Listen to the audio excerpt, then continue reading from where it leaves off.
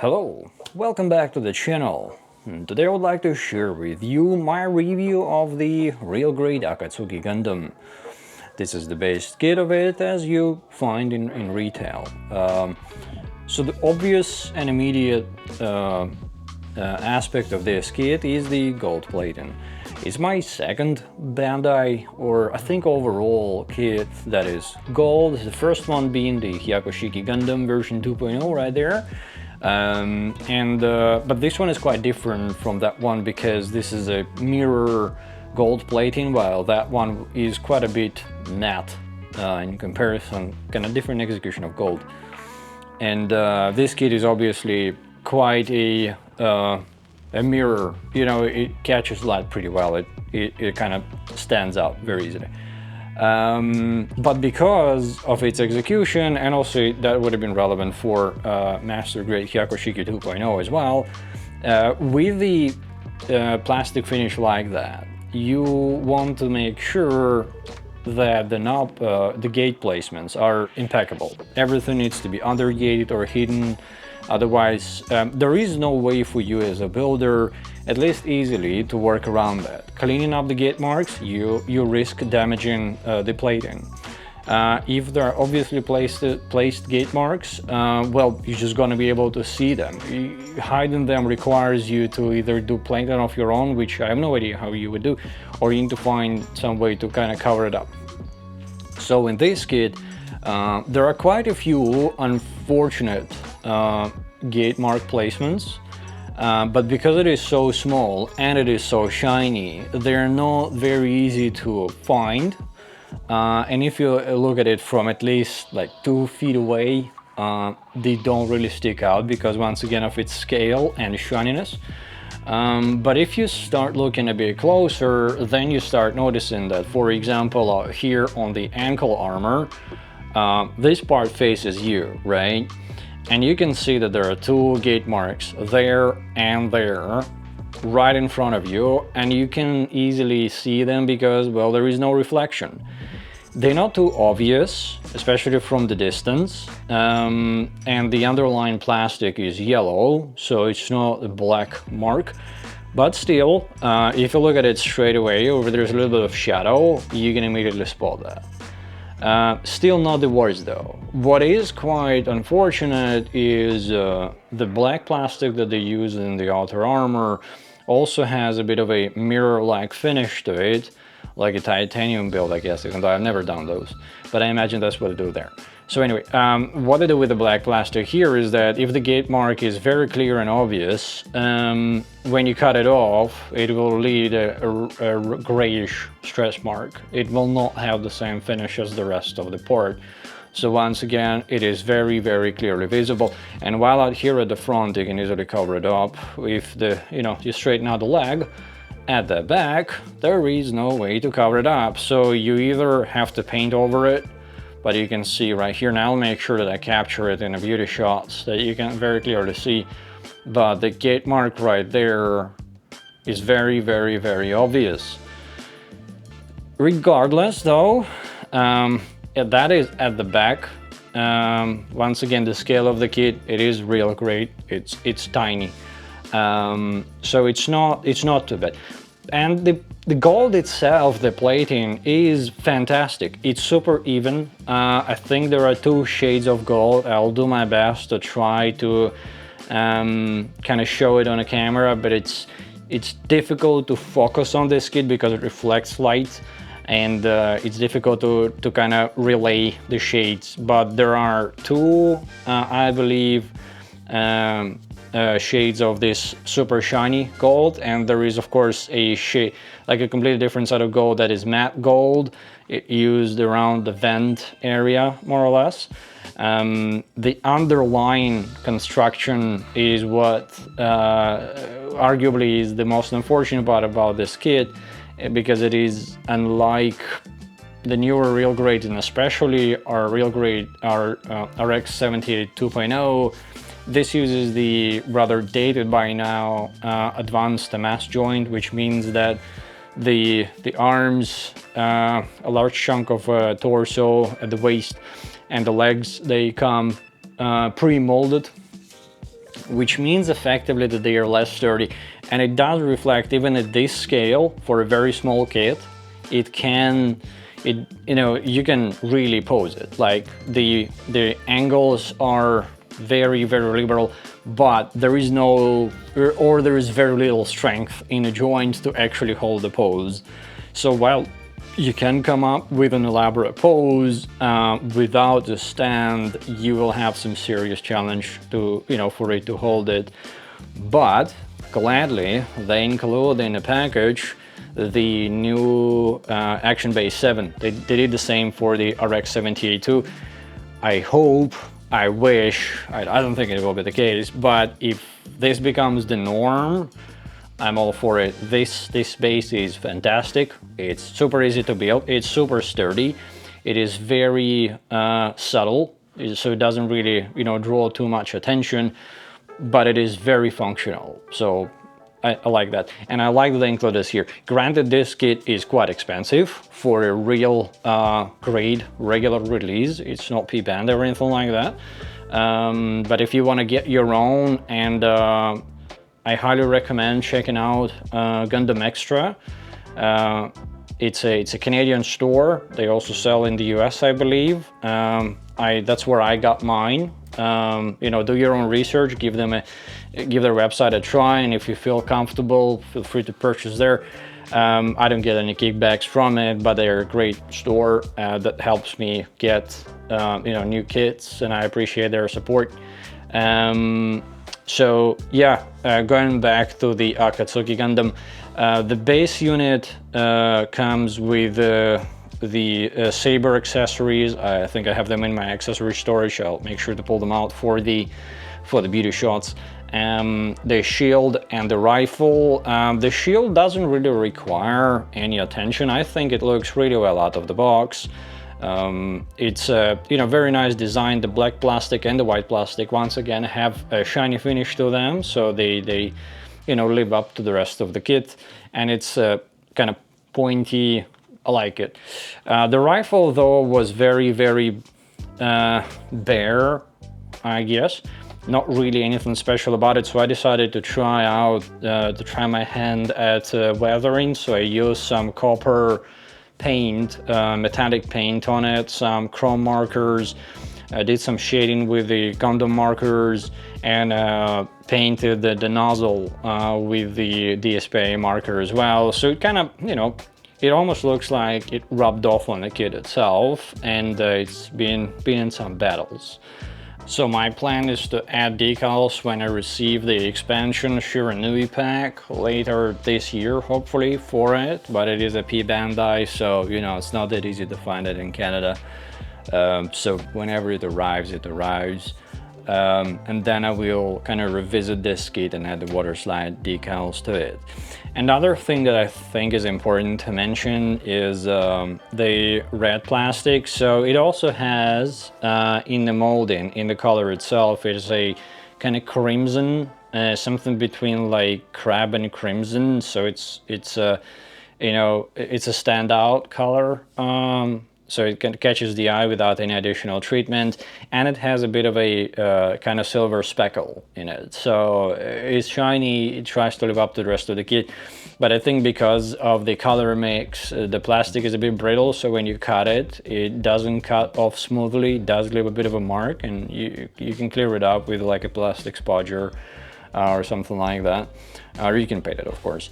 And what I also decided to do to this kit is add in some silver chrome for the vents, so you can see in the chest area, for example. Usually you would have a bare kind of grayish inner frame plastic there, but I think adding a bit of shine to it kind of makes it stand out a bit more. And I also did the same for the vents on the flight pack right here, the Uwashi or Owashi unit. I don't know exactly how to pronounce it correctly, but I think it adds to the overall shininess while leaving the rest like more mechanical parts, like matte gray as they come out of the box is good. I think it sort of balances it out. Other than that, when I was building this, I like my my Hyakushiki, and so this is my second gold kind of kit, and I was like, hey, it's a pretty cool design. I like how mean it is, and how also gold, which is not a common color, at least for me to deal with. So I started looking for, you know, assuming that Bandai would have a bunch more kits. And I was like, well, are there any other Akatsuki Gundams around? And no, there is a high grade, I think, but I wasn't really interested in that. But what what kind of caught my eye doing that research is this.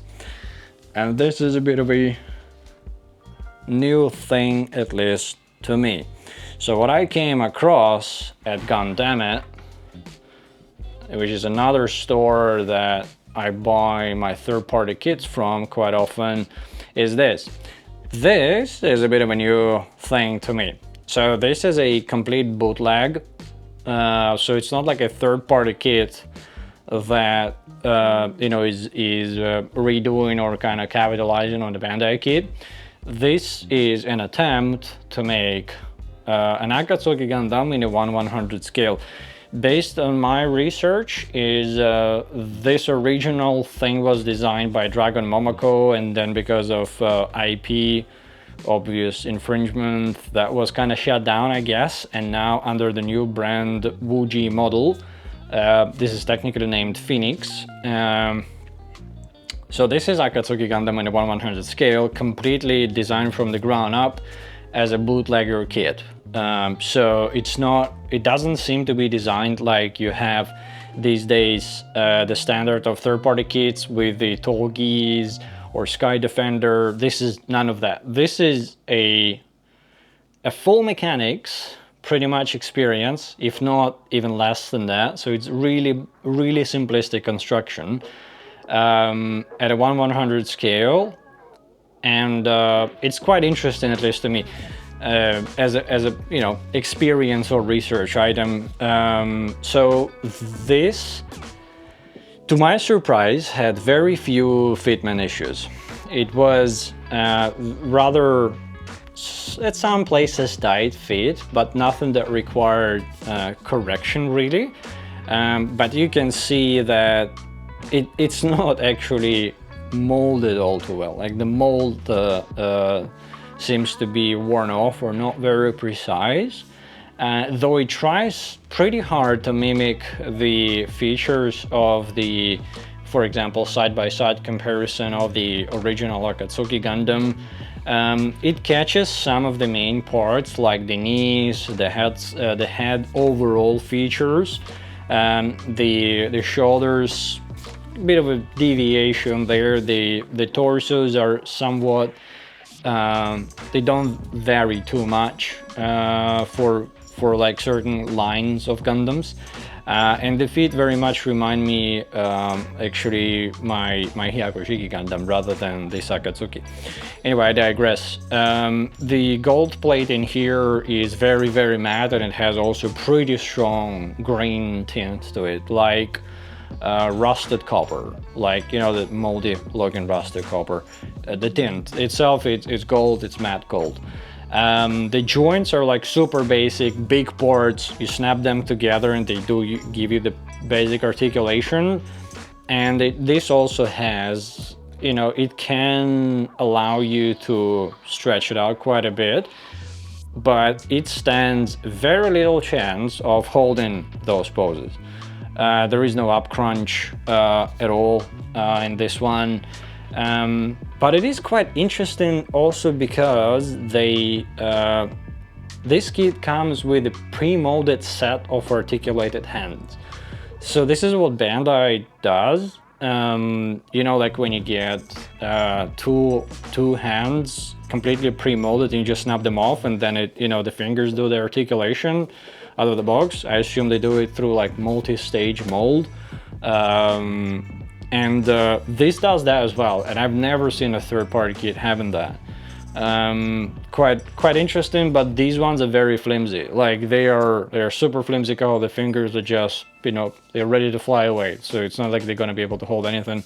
And This also comes with a both Shiranui pack, which is the expansion for Akatsuki Gundam, so that needs, you know, I still have to get it to be able to review it, and the original washi unit that transforms into a separate flight thingy,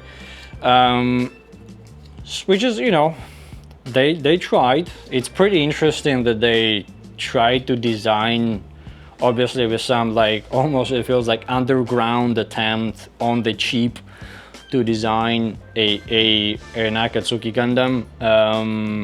So first time I see that, but the build itself was very simple and very straightforward and very quick as well because of that.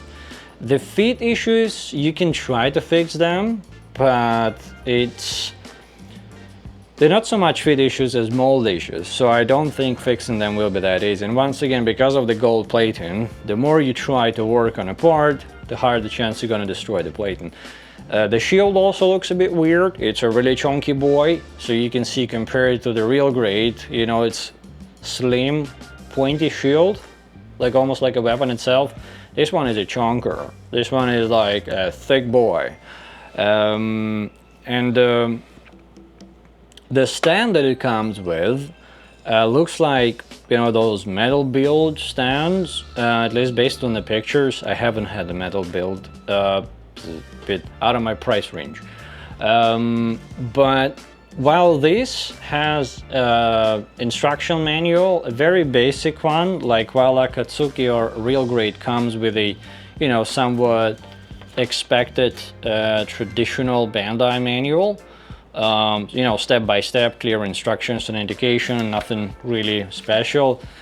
This one comes with like a multi-step instruction, so it shows you like one picture and there's like a bunch of parts that you need to snap together in that picture. It's not bad, it's not difficult to follow, but there is no instruction for the stand, but it's no rocket science. I'm sure, you know, you can figure it out. You know, it's not difficult to build it.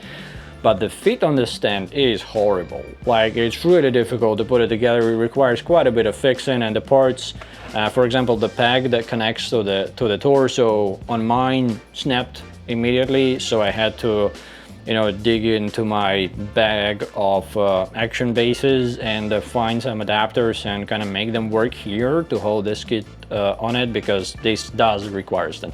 This can stand on its own if the pose allows it. This cannot stand on its own. And it also comes with water slide decals, for which there is also no guide, but you know, they're pretty obvious where you place them. I decided not to.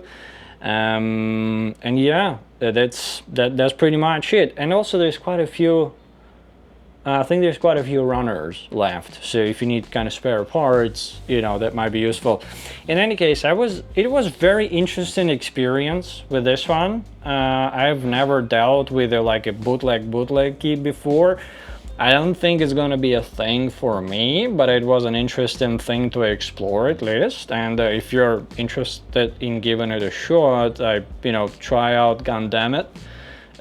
You know, once again, do your own research, check out the store, check out the reviews, you know, what people say about it. I personally have always had great experience with them.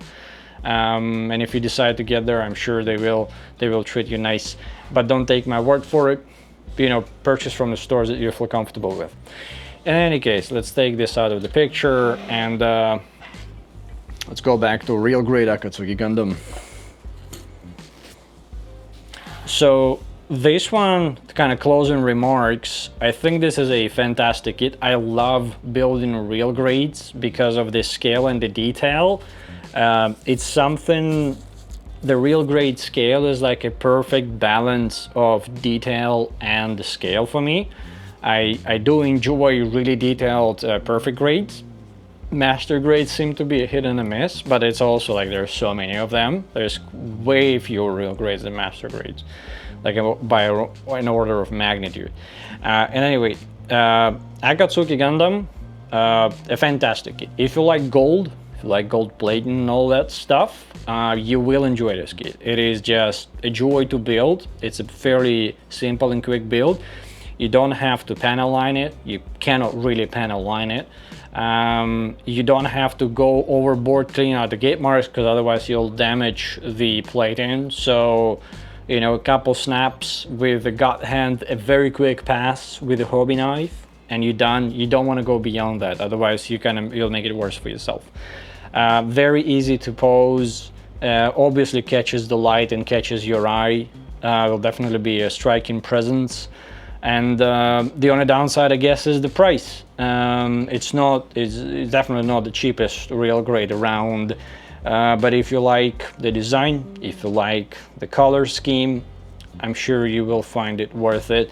And I also appreciate Bandai realizing that the inner frame is rather weak and this kit desperately needs an action base, and including one in the box, even though the price point kind of demands it. But still, you know, thank you for doing that.